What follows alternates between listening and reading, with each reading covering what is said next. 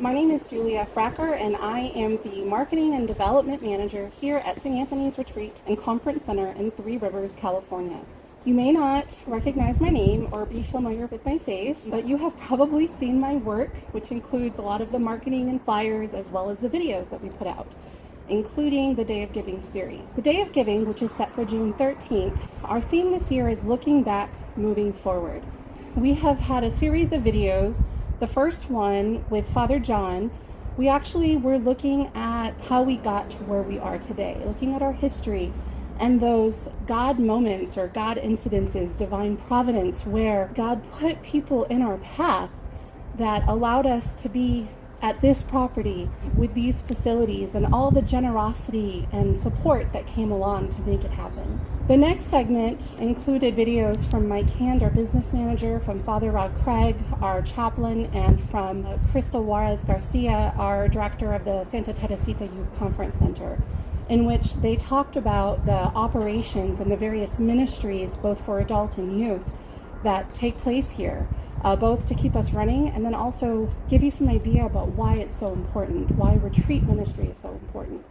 And then Sister Danielle Witt did our last video called Moving Forward, looking at the other half of our theme, which is prior to the pandemic, we were looking at expanding our facilities. A lot of that is because we don't have the facilities to accommodate the number of people that want to come here. We either have to turn them away or we have to send them to hotels so they can stay overnight in the hotel but then be here during their day, because we do have enough space, meeting-wise and in the dining hall, to accommodate them, just not for them to sleep. And so that was really a big push for us. We were in this situation prior to the pandemic that was better than we ever have been in a very long time, and we were ready to move forward. But then COVID-19 came along. We had to shut our doors for over a year, and we've had to really take a really hard look at ourselves to see, what can we do better? Again, being appreciative of where we've come from, but then also how we can move forward. And so that was where this Day of Giving came into mind.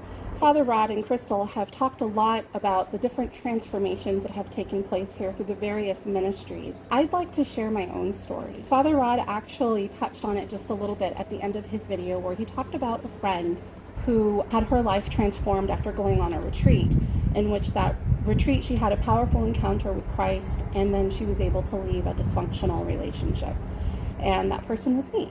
Before I went on that retreat, I had been away from the church for pretty much my entire adult life. I was 27 at the time, and my dad said, hey, do you want to go on this retreat? And I was in a pretty bad place in my life, and I was also at a crossroads.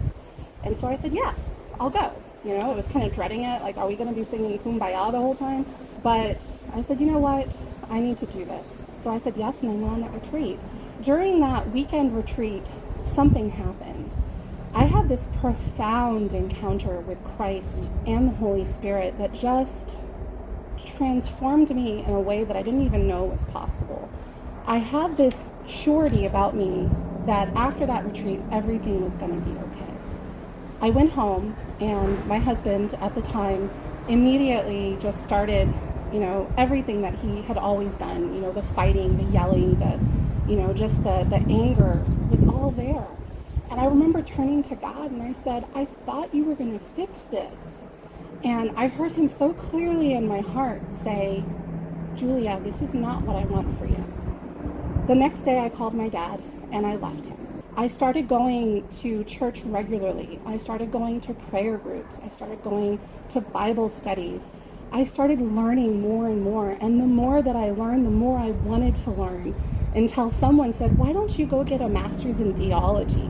And I already had a bachelor's degree in marketing and a master's in business. And I'm like, why would I get another master's degree in theology? But they were just like, you need to. And so I did. I applied. I was accepted, and I went to St. Mary's University on a scholarship. After I got my master's degree in theology, the world of ministry opened itself up to me, and I began working in parishes, in Catholic schools, and even at the diocesan level. And then I had this opportunity to come here to St. Anthony's Retreat Center in Three Rivers as the marketing and development manager, which was different than teaching the faith, but it was also using the skills that I had from my business career prior to going into ministry full time. And so now I get to mesh those two worlds. And what I can tell you about retreat ministry is how important it is. When I teach catechists, the one thing that we would always say is that the number one thing you can do, it's not about how much you know, it's not about making sure that people understand the doctrine. Of course, all of that is important.